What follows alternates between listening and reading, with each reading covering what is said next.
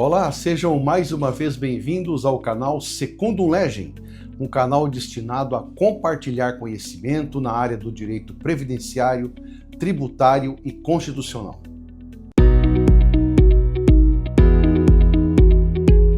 Hoje trataremos de um tema muito importante, a alta programada.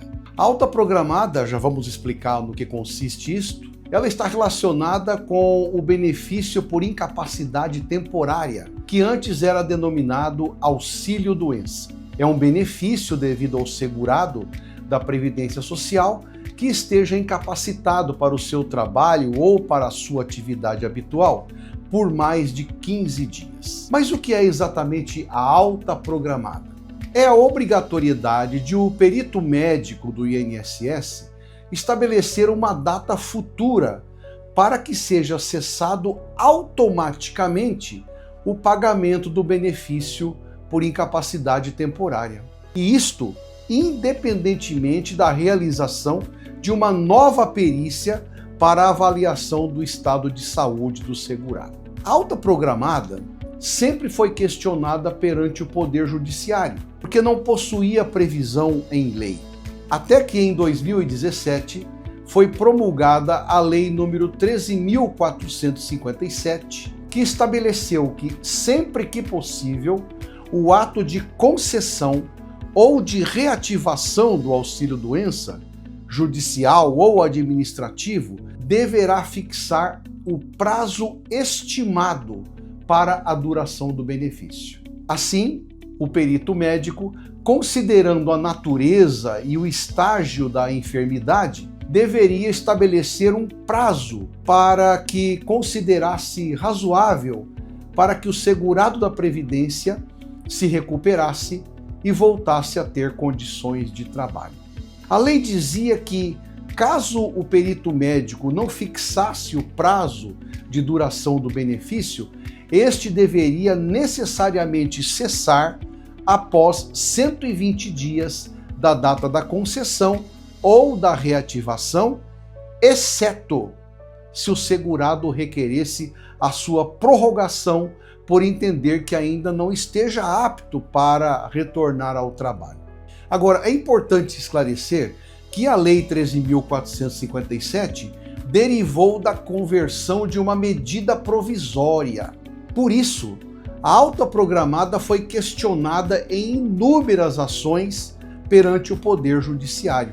A turma recursal dos Juizados Especiais Federais de Sergipe decidiu que essa matéria não poderia ser tratada por meio de medida provisória e que, por isso, o benefício só poderia ser cessado se fosse realizada uma nova perícia que concluísse pela recuperação da capacidade do segurado para o trabalho. Porém, o INSS recorreu ao Supremo Tribunal Federal e ele alegou que a regra que permitia a alta programada era constitucional e que a cessação automática do benefício após o prazo estabelecido na perícia só ocorreria se o segurado não solicitasse a prorrogação do benefício. E o que aconteceu? Isso foi tema de julgamento, o tema 1196 do Supremo Tribunal Federal. O Supremo reconheceu a existência de repercussão geral da questão por entender que a decisão a ser tomada afetaria não só aquele, mas um grande número de casos em todo o Brasil em tramitação no Poder Judiciário. Isso ultrapassaria os interesses das partes da demanda, estendendo-se assim para todos os casos idênticos. Assim, o STF entendeu ser necessária a definição de uma tese jurídica que servisse de norte para todas as demais demandas que envolvessem a alta programada. Apenas uma observação: quando o STF aprova uma tese jurídica sob o sistema da repercussão geral, isso significa que aquele entendimento passa a ser de observância obrigatória para todos os juízes e tribunais. Então, analisando a questão, o tema 1196, o Supremo, por decisão unânime dos seus membros, acolheu o recurso do INSS e declarou que o dispositivo de lei que estabelece a alta programada não é inconstitucional. O tribunal declarou ser válida a fixação de uma data de cessação do benefício de auxílio-doença. E isso vale tanto para a perícia feita pelo INSS como para aquela perícia realizada perante o Poder Judiciário. Então, com isso, o perito poderá, de acordo com a natureza da moléstia, com o estágio da enfermidade e a partir da análise da documentação médica que for trazida pelo segurado, estabelecer um prazo para que o benefício seja cessado. Prazo este que ele, perito médico, entender razoável para a completa recuperação do segurado.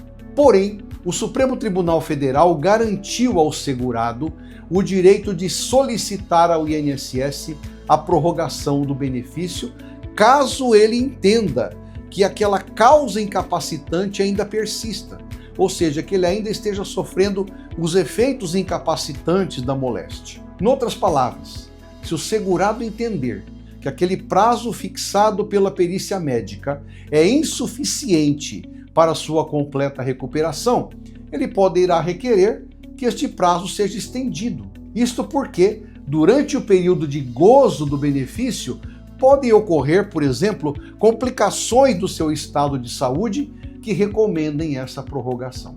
E a Instrução Normativa número 128 do INSS estabelece que o segurado poderá, nos 15 dias que antecedem a data de cessação do benefício, solicitar a prorrogação do pagamento. Portanto, você que é segurado da Previdência, cabe a você, se estiver em gozo de auxílio-doença, ficar atento a esse prazo, porque se vier a perdê-lo, deverá protocolar um novo requerimento de benefício, apresentando novamente toda a documentação. Então é recomendável que o segurado permaneça atento ao seu estado de saúde e, caso sinta que o tratamento não evoluiu, pedir um documento ao seu médico e requerer a prorrogação junto ao INSS dentro do prazo estabelecido, ou seja, 15 dias antes da cessação. Lembrando aqui o que já mencionamos em outro vídeo, para ter direito ao auxílio por incapacidade temporária ou auxílio-doença, é preciso, primeiro, ser segurado do INSS, ou seja, pagando contribuições ou ainda dentro do período de graça. Em segundo lugar, possuir carência de 12 contribuições mensais, salvo quando se tratar de determinadas moléstias graves, previstas lá no artigo 151 da Lei de Benefícios, e comprovar que está incapacitado temporariamente para o trabalho ou para a sua atividade habitual por mais de 15 dias, apresentando documentação médica. Mas sobre esses detalhes nós falaremos mais detalhadamente no próximo vídeo. Espero que este vídeo tenha sido útil e eu espero encontrá-lo aqui novamente para continuarmos a compartilhar este conteúdo. Até a próxima!